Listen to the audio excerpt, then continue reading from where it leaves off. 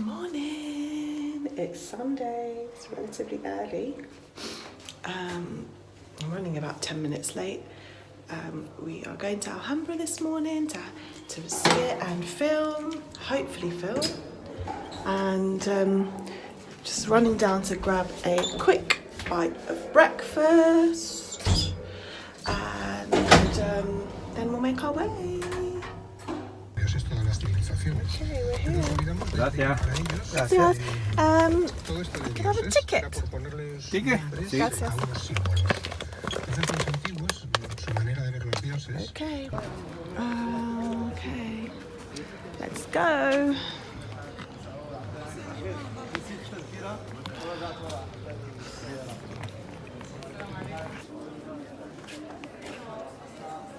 So we're just waiting to go in, but there's only a specific time you can go into the palace. So we're going to try, oh, you're not queuing, sorry. We're going to try and we'll go there first.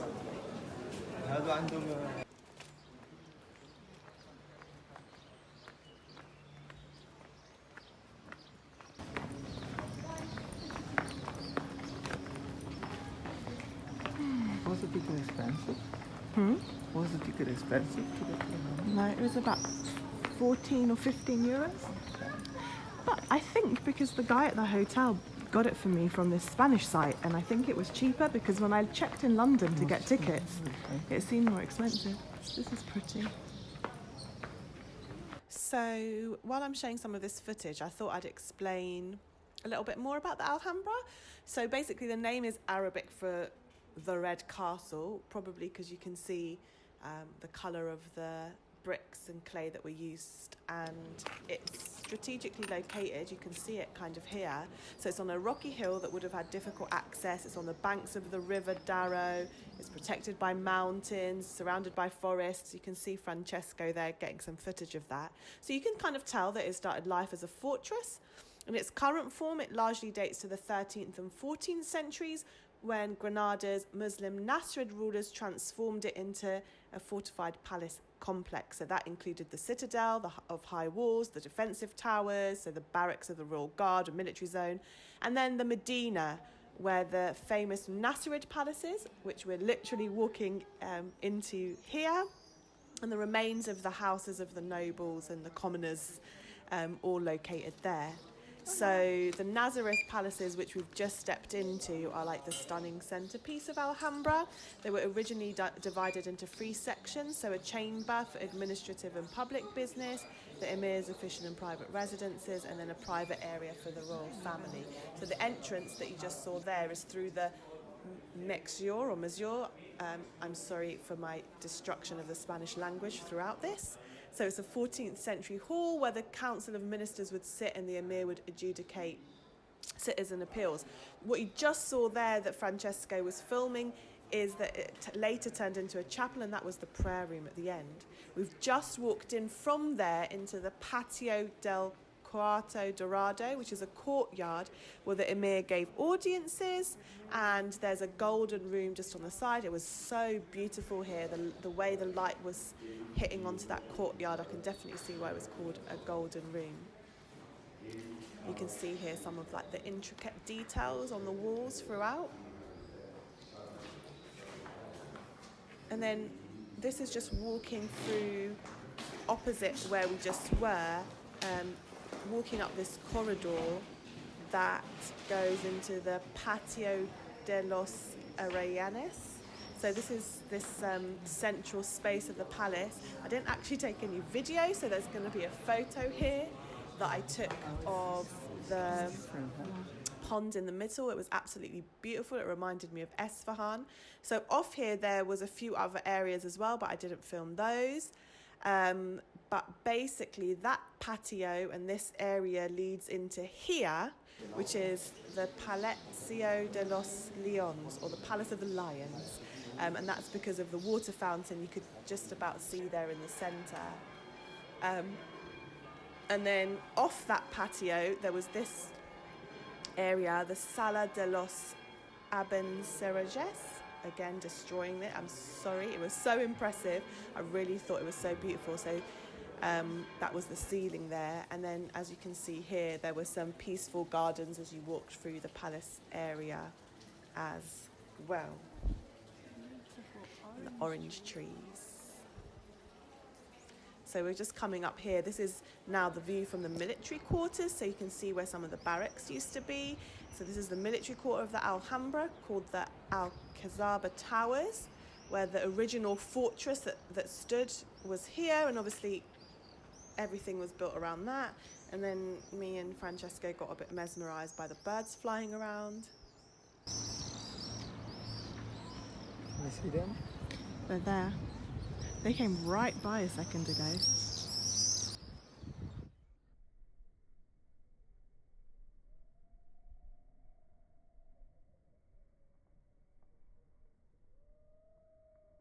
So all these white houses are Al-Bayzin area, which is the old Moorish area where all the Muslim Moors lived. And there is one further height here of the AlHambra, which we're going to go up and walk now. Up we go.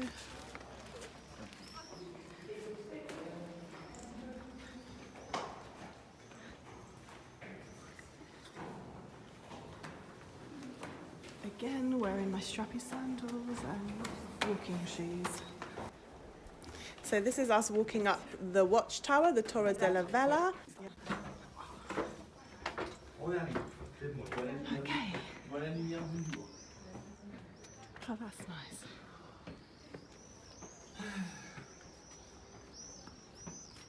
So this is the famous tower where the cross and banners of the Reconquista were raised in January 1492.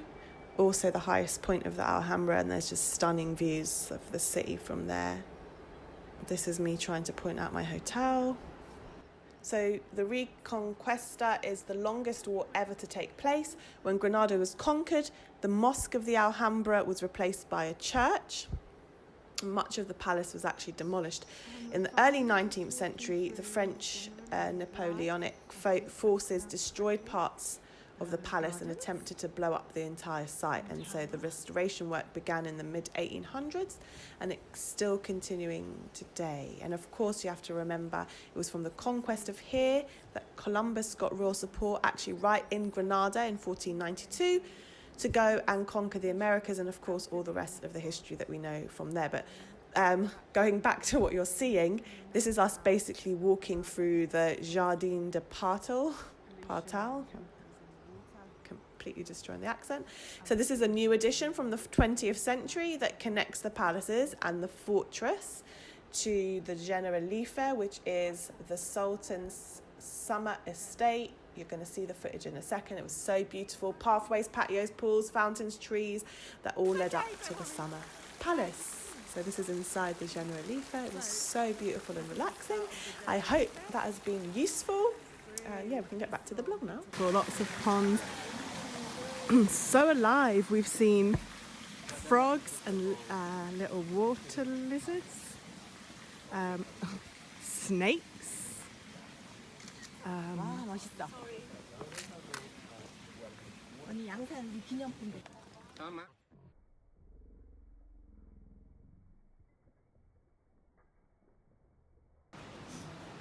Hi guys, it is Tuesday. I can't actually remember the last time I vlogged was, but I've been this place, I've walked past it a few times. I really just want to... It's some sort of perfume shop where you can make your own perfume. And it just is. Got this awesome... Hola! Is this a part of the perfume shop? Yes. Oh wow, so what, do you can make your own perfume here? Sorry? You can make your own perfume? No. No? Yeah. Of course we can, but we have a workshop for that. Ah. The workshop is upstairs. Oh, okay. So many times I've passed it. I wanted to come in and Yes. see what it looks like. Thank you. You can ask whatever you want. Thank you so much. We have here the natural cosmetics area.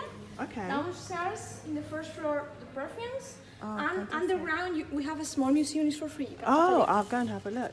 This is like just a coffee shop area, or? just an an exposition room. So nice.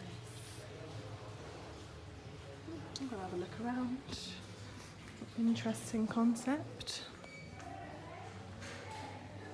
Quite a cool shop actually. They do all these organic perfumes, they make them. And they've got this little museum down here.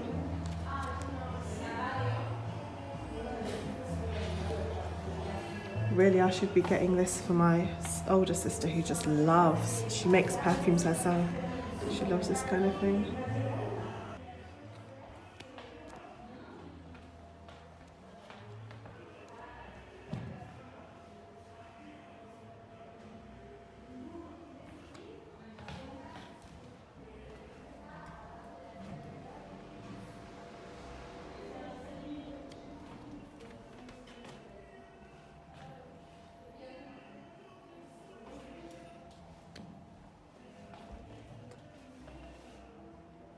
Oh, this is like a test.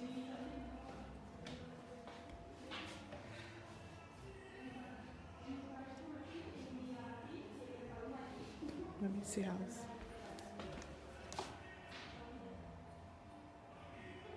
Oh, so it's got the answers under it, so let's see. You have to smell it and try and decide what it is. Okay, I can't smell anything. I literally can't smell anything. How's it? Well, knowing my nose. No. Okay, number 18. Oh, that smells like...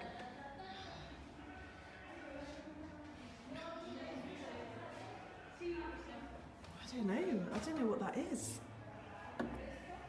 E... How do you get this? F. Veliver? What is that? Don't know. Right, let's try another one. Let's try number 26. Oh, that's...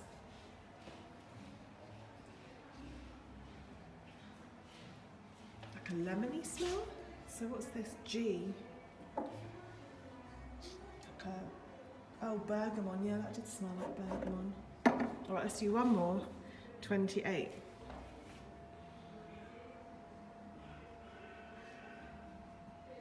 Smells like a eucalyptus or like, yeah, like eucalyptus. What is it? K. K. Yes, eucalyptus. Oh, well, at least I got one right.